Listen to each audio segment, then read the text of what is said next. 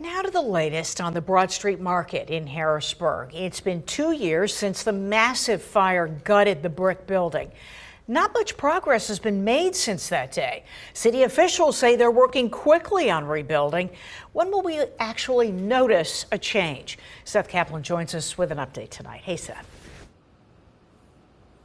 Hey, Alicia, yeah, I mean, this side of the building, the part was burned less badly, basically looks the same as it did then. If you're looking for some sign of something that has changed over those 2 years, that part of the building, the roof, kind of like this one a couple years ago, looked like kind of a charred skeleton. Now it has since been demolished, but still no replacement. Ooh, I would take up to a year.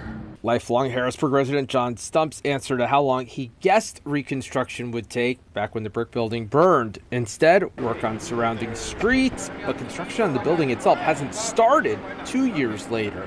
Memories of the fire burned into the collective memory of the city. I can't believe it burned down. It's been here since the late 1800s. We're being super aggressive about how we get this done. City Facilities Manager David Baker. Any historical rebuild or remodel, you always have to be sensitive to both the historical aspect and the modern day standards you have to abide by.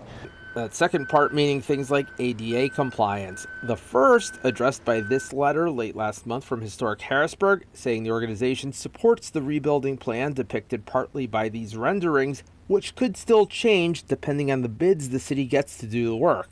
If we have the funding, we will go with additional options that we have, whether it be shade structures or the seating area, you name it. As for the current timeline, August 11th, we have the IFB, which is our invitation to bids going out on the street for contractors. August 18th, we're going to do a pre-bid walkthrough with all the different interested contractors. September 2nd, all the bids are due for the contracts, and we hope to start breaking ground on the 30th. May 17th of 27, that is our estimated completion date for construction. Plenty of other area markets to borrow ideas from. Whether it be Reading, York, Lancaster. Broad Street, not even the first mid-state market to burn and need to be rebuilt.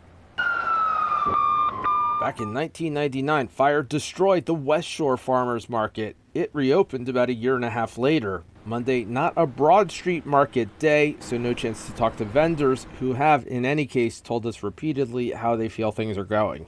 That's a year later. Not happy at all. As for John Stump, will it be worth the wait when it does reopen? In my opinion, absolutely. Don't rush greatness. Well, we'll see if they achieve greatness or not. Certainly, at least the first year or so there, nobody accused the city of rushing.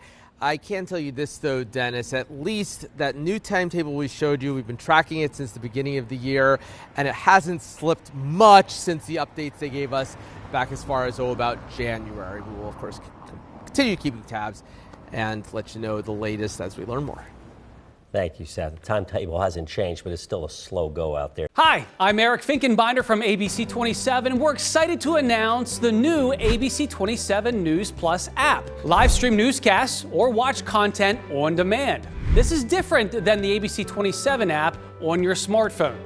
You can check this out at home, and it's very easy to use. With a Fire Stick, go to the homepage, scroll down to search. From there, enter ABC 27. Move over to the apps, and there we are. Click the icon and install. It's just that easy.